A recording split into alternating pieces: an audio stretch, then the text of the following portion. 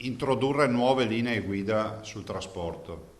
Sto parlando quantomeno del trasporto privato.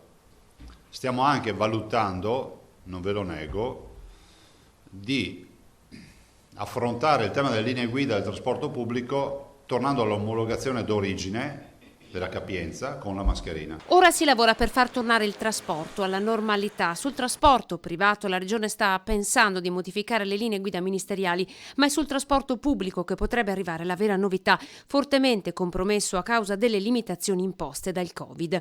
Zaia guarda il modello inglese. La Gran Bretagna ha imposto l'obbligo di mascherina ma ha tolto quello di distanziamento di almeno 1 metro, così anche Francia e Germania. In Inghilterra questo l'hanno già fatto di default, cioè hanno obbligato tutti i cittadini a portare la mascherina all'interno dei trasporti pubblici in modo tale che non si sono messi lì a discutere di ridurre la capienza dei mezzi. Necessario rivedere le norme per evitare la paralisi del trasporto pubblico, i cui bilanci sono già pesantemente colpiti dal calo dell'utenza.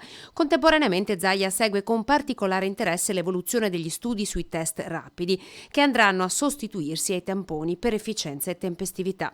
Potrebbero funzionare come un test di gravidanza, spiega, e mettere a riparo l'intero sistema da un'eventuale seconda ondata prevista per autunno. Quindi se funzionano, noi ne abbiamo alcuni che sono dichiarati come test rapidi a 10 minuti e beccano l'RNA del virus, quindi funzionano come il tampone. Adesso si tratta di capire se sono innanzitutto validati in laboratorio e dopodiché se saranno autorizzati ovviamente dall'Istituto Superiore di Sanità. Test rapido, condivisione dei dati, intervento tempestivo. Al Veneto stanno arrivando molti test dalle aziende e sono tutti in via di valutazione. Intanto la Regione ha annunciato oggi di aver istituito una commissione ispettiva sul caso del batterio killer alla maternità di Borgo Trento a Verona. La commissione si affiancherà a quella già interna dell'azienda ospedaliera. Ho chiesto che si istituisca, il dottor Mantoan mi ha firmato il decreto stamattina, una commissione